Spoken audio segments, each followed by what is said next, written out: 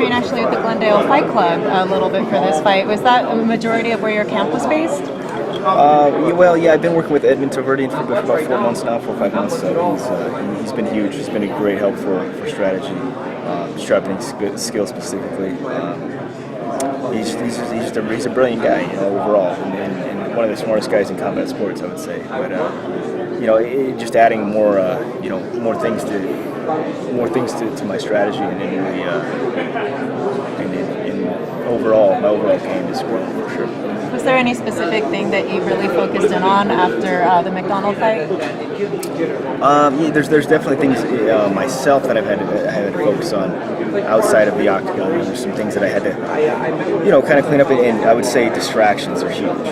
Some distractions that I had to kind of remove from my life. But I think overall,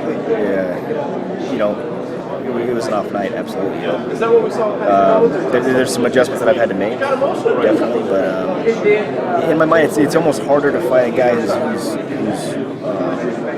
not trying to fight, if that really makes sense. I mean, Robbie's a guy who moves forward and he's willing to engage, so it's you know what to expect when you fight a guy.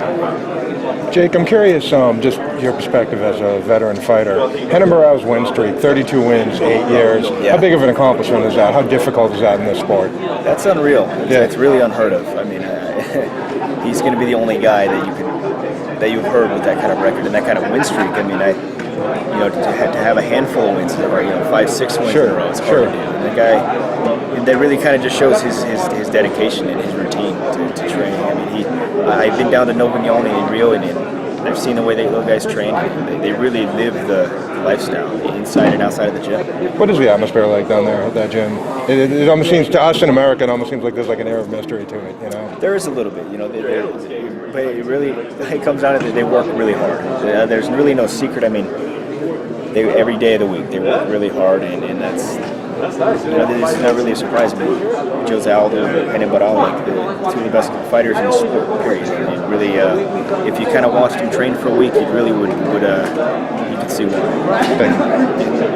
Neither you or Lawler, going back to your fight, are the type of guys that get finished. You both are very resilient. How have you planned out your attack coming into this? Yeah, that's a good point. I think with a guy like Robbie, you have to expect him to be in the fight for the whole time. For me specifically, I have to be disciplined in the later rounds. I got to be disciplined for 15 minutes. Stick to my strategy, and really kind of dictate where this fight goes. Control the rhythm. I mean, we're similar in a lot of ways, but he's always dangerous. So taking it back to UFC 158, you were supposed to fight Johnny Hendricks then, and then he got shuffled into the fight with Condit.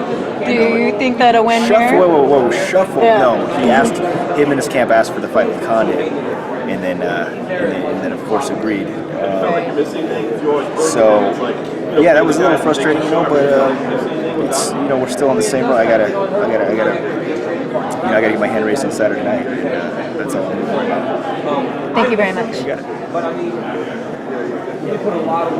Jake, how much pressure is it to perform well, obviously, after re-signing with the UFC and extending the contract? No more pressure than usual. I mean, it comes down to every time you step into the octagon, you got to perform. You know what I mean? You got 15 minutes. It doesn't matter if you're the first fight of the night or the main event. I mean, I wouldn't say any more pressure than usual. It's what it's what you agree to do. You just got to prepare for the worst and do whatever you for me, you got to be on my A game for sure. And how have you decided to? Obviously, you're training out of Rain, and now working over at Ronda's camp. Where did that decision come, and how do you break that up currently with this camp? Well, I've really been working a lot more with Edmund Taverdian. He's a phenomenal coach, very smart guy.